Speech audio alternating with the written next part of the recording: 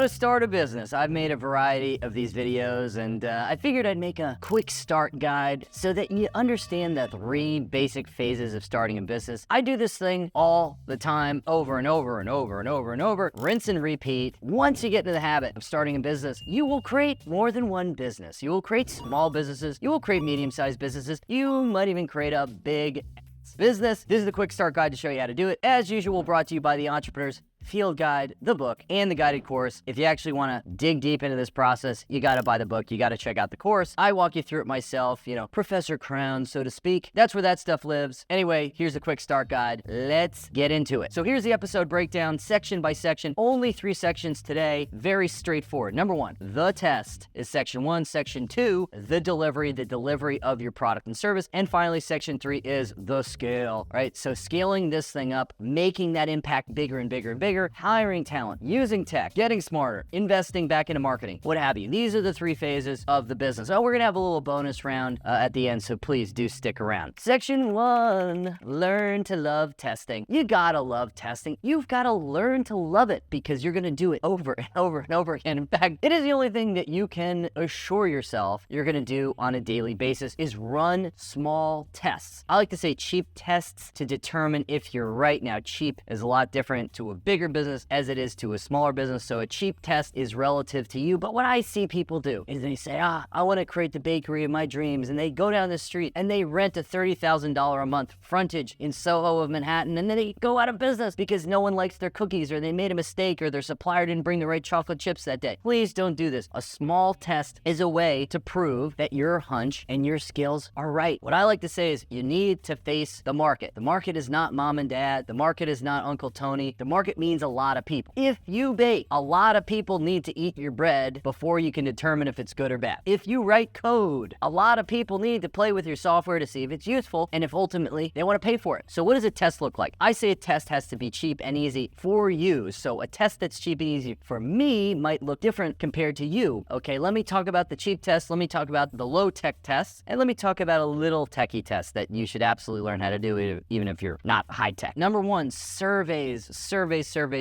literally a piece of paper walking around town, going into your office. Of course, you can digitize this. You can go to things like SurveyMonkey. This stuff is basically free. Just asking questions. Hey, if I were to create this thing, would you be interested in it? Hey, what are the biggest challenges you're dealing with on a day-to-day basis? Start to test your idea with surveys. Number 2, emails. Just sending emails around into a group, maybe a club, maybe around your office, sort of checking, getting feedback in email. Now, this is the most expensive one of the low-tech options. Setting up a stand. So if you've got something, perhaps a physical product, maybe you've got a service, maybe you're a budding massage therapist and you want to say, I want to test my skills out in the market. Set up a stand, offer this for free, talk to people, survey them in person. This is how you build feedback. This is the low-tech gold. You're probably saying, Nick, this sounds so simple. Well, nobody does this. And when you don't do this, you don't get market feedback. You end up building something that nobody wants. You waste $1 million and then you're calling me complaining in the DMs that, what do I do next? All right, now, if you're slightly techie, this is what I do for a lot of different businesses. I run a social media ad or a search ad on Google, and I send it right to a little cheap landing page that, you could set up a landing page very affordably with various templates, film a video of yourself talking about the product, and go ahead and build a social media ad and send traffic to this landing page. Now, once someone gets that landing page, you've got to have something to give them, whether it's a sign up, whether it's a button to click, whether it's maybe something, a little mock-up of the product that they could buy. The idea here is don't build it yet. Just determine if people are interested enough to give you their email. Perhaps they're interested enough to click the button. These are the metrics that you want to test. So figure out what you're testing. For me, I never build expensive products in advance. I want to see that you're interested. You're on the site. Everything starts here with these tests. Whether you've set up a stand at the farmer's market or you've set up a social media ad that runs to a cheap little landing page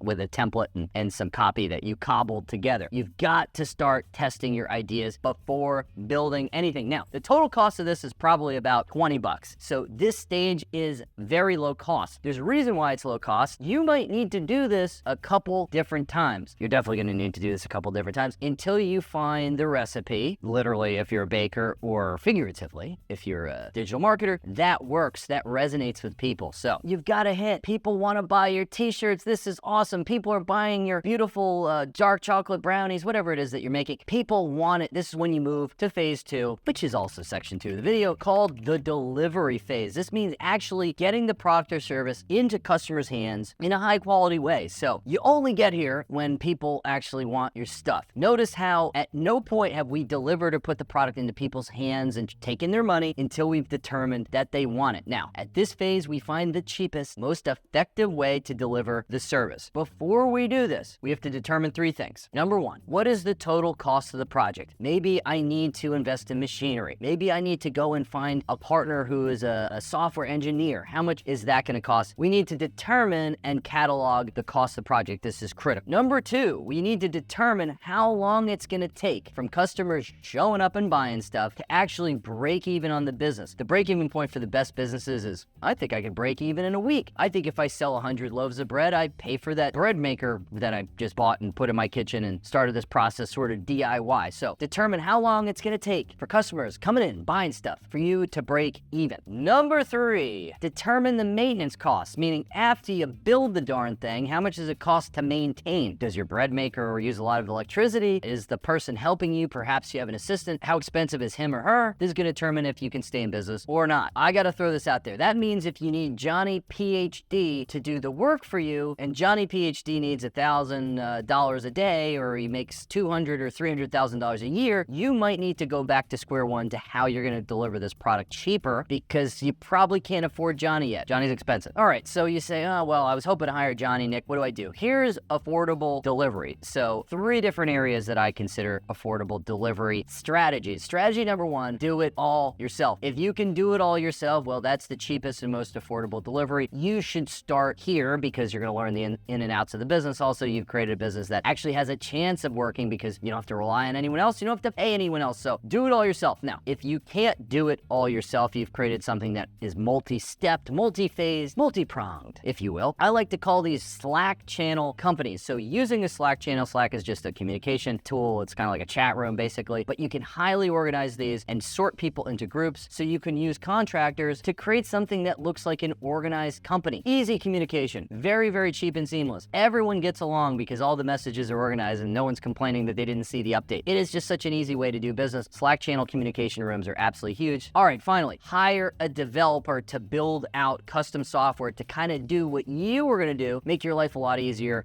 but automate it. And this is important. You've got to hire them on a fixed cost project. So that means you need to outline every darn area of the project before you hire a developer. Otherwise, you're just going to bankrupt yourself because you don't really know what the project is. The developer is not going to stick around to figure it out with you. And yeah, that'll put you out of business. So quick moment from our sponsor, the Entrepreneur's Field Guide, digital course. Come on. I mean, if you haven't checked it out yet, you got to check it out at nicholascrown.com. I spent way too much time building this course, probably 3 months of my life, throwing my entire career of entrepreneurship and business into a box just for you. Super affordable. Check it out at nicholascrown.com. Did you like how I said .com? All right, section 3, this is scale it up. Let's do more of it. Let's sell more to more people. Let's keep going. All right, how do you grow? Really 3 ways you can grow. You can get more customers, you can raise the price, or you can get more repeat purchases. So Susie comes in and she buys 1 loaf of bread, or Susie comes in and now she buys 2 loaves of bread because you have this beautiful variety. You have the wheat and the white bread, and Susie, she would buy a 3rd variety if you had a pumpernickel. See how you start to diversify your product offering to get more repeat purchases, whatever it is. Once you've identified which area here you're going to tackle, the more customers, the higher pricing, repeat purchases, you need to determine if you need more talent, more software, meaning more software to act like a robot to do all your dirty work for you. Or finally, more marketing or just more volume to get the word out. So this could be social media marketing, search marketing, influencer advertising, whatever it is. This is going to cost you some money to get the word out to more people. So how do you think about this scale phase? The best way to scale is to test everything all over again, is to go back into the testing phase. But instead of testing your product, is testing the channels that work. I like to say, figure out what tests you can run without killing your business. If you've got $1,000, you can't run $1,000 tests. You can run $50 tests. See how this testing methodology all fits together? together. I like to say run an audit. An audit is just another word for a test with a sort of beginning and an end. You gotta run an audit on yourself. Do a time and a skill set audit. These are the two phases to determining how you can scale really fast. So where you're limiting the business in terms of time, you're saying, well, I can't make any more bread. I'm working around the clock. Look at my knuckles. They're all covered in dough. And, my feet hurt. Whatever it is. You're the one limiting the business. Another head, another baker, another junior baker, another intern, anything would help you grow here. Or is it a skill set? So if you're saying, well, I love baking the bread, but I don't know how to market it. Well, marketing hire, marketing spend would be the obvious choice here. But how honest are you going to be with yourself? This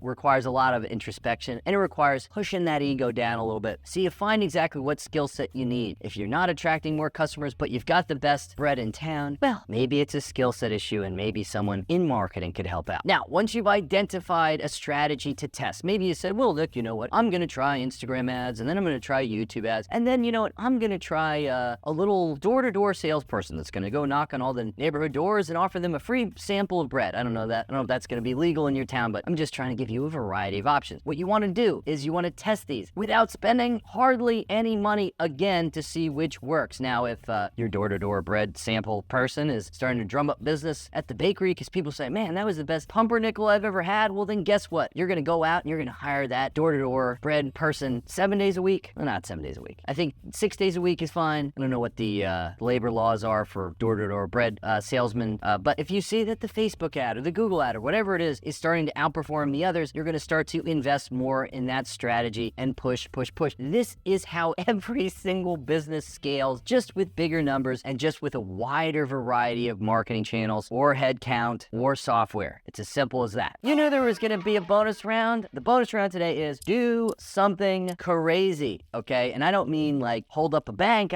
Don't do that, okay? Not all publicity is good publicity. There's a limit. What I mean is don't do what everyone else is doing. So in every business that I own, I add a crazy factor. In what categories? In branding. I ensure the branding stands out. Or perhaps feature set. I provide a feature that no one else is willing or capable to provide. Or finally, a way of doing business. The X factor. Kindness. Customer service. Acting more like the really rich guy from my old skits. This is the idea that you're delivering business in a way that others can't. So why would you do something crazy like this? It sounds expensive. It sounds time consuming. Well, when you do this, your business becomes addictive because no one else can deliver it the way that you do. To be successful, to get word of mouth, to continue building the machine that is your business, you need to over-deliver in some area. You need to over-deliver value. So why not start from the beginning and determine where it is that you're going to over-deliver? I want you to succeed in your business. I want you to grow like crazy. This is the 3-phase framework that I've leaned on for so many years. I hope it serves you well. As usual, always more to learn at nicholascrown.com. Thanks for joining me today. What's that I hear? Oh, that's you running your first test for your new business. I'll see you soon.